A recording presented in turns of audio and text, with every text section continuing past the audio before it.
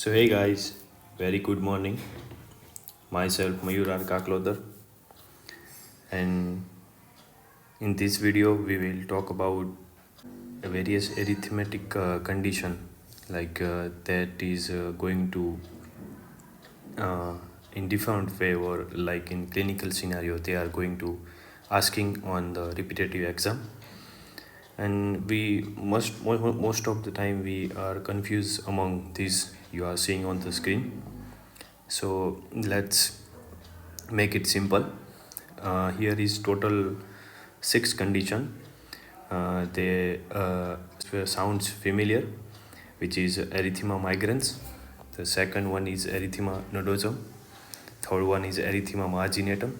Fourth one is erythema multiformis. And I want to remember these 4 together. Then remember these 2, erythema toxicum and erythema infectiosum. So how do you remember? I wanted to remember in this particular manner. So I made a mnemonic, which which is very helpful to me, and which is when you want to buy a new mobile after your 12 pass, you ask your mama to buy the mobile. So you're in the replay, your mama says which mobile do you want to buy, and you say mi, which is a very familiar company in India. Mi no mamu. Okay, mi no mamu. Mi no mamu. So first from mi. So first one is erythema migrans. For the erythema migrans, they are typically give you a clinical history. Man is present to you as a bilateral facial no palsy, and you had a history that is suggested that the patient has a travel history to the North America, and mostly we provisionally diagnose with the erythema migrans, which is Lyme disease. So there is a history of the North America travel, and the bug is Ixodes scapularis. Ixodes scapularis, which is a hard tick, and at the site of the bite of the hard tick we have target lesions. You are seeing here target lesion at the site of the tick bite. And the clinical feature, we have a target lesion rash at the site of the bite. We have facial no palsy, Bell's palsy, which is lower motor neuron palsy. At this time we have to diagnose by taking the proper history, and we have to start the tetracycline or ceftriaxone to prevent the complication, which is asymmetrical joint pain and encephalitis. Maybe they confuse you by adding the option of the gout and pseudo-gout because of this asymmetrical joint pain, which is they typically give you a knee pain. So look careful. Then second is erythema nodosum. To understand this, normally in the skin we have a first layer is epidermis, second layer is epidermis, and third layer is hypodermis, which is also known as a paniculus.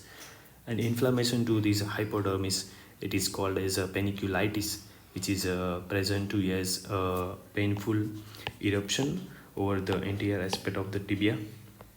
And it is mostly seen with granulomatous condition like TB, sarcoidosis, inflammatory bowel disease, and idiopathically with infection of the streptococcus pneumoniae.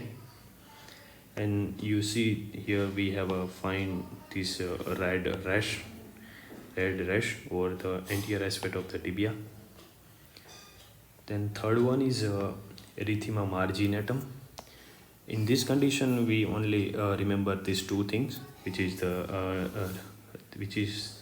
picture of the rash, which is one in the center, and second is like this, okay, which is found in the rheumatic fever. And fourth one is erythema multiformis. In the fourth one, erythema multiformis, we find a typical target lesion on the distal extremity, which is hand and foot, and it is vesiculoerythematous lesion on the hand and foot, which is look like the atypical target lesion. Why I said atypical target lesion? Because in the normal target lesion, we have a center with a red dot, and like this, the first zone is a red, second zone is a hypoerythematous, and third zone is again hypererythematous. In here we find first zone is look dark erythematous, then second zone is also, we find here is a, like you are see this first zone is a erythematous, second zone is a red erythematous, and third zone is a hypoerythematous. It is found in the HSV1 infection. And after these four completed, we remember these two separately, which is Erythema toxicum and Erythema infectiosum.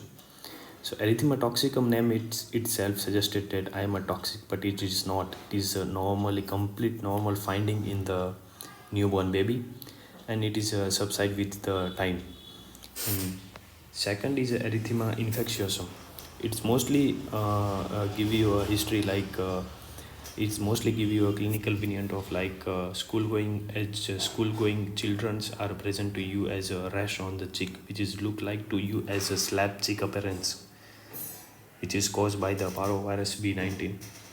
And the parvovirus, which is look like the parvovirus B19, and parvovirus B19 is also called other like aplastic crisis, which is typically only RBC count is down, and other it's cause polyhydramnios and non-immunogenic hydrophytalis. So you at the last, to summarize this, we will remember these four together: MI, No, Ma, Mu, which is Erythema migrans, Erythema nodosum, marginatum, and multiforme. The Erythema migrans is seen in the Lyme disease with the target lesion on the flank of the abdomen at the site of the tick bite. And the second is Erythema nodosum, which is an anterior aspect of the tibia. We have a painful eruption. And third is Erythema marginatum, which is a rheumatic fever.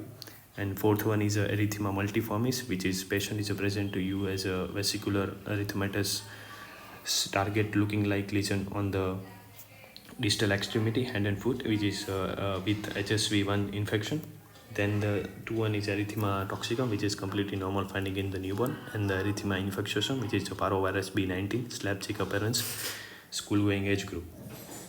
So by remembering these six, there is every exam has one question on from these six conditions.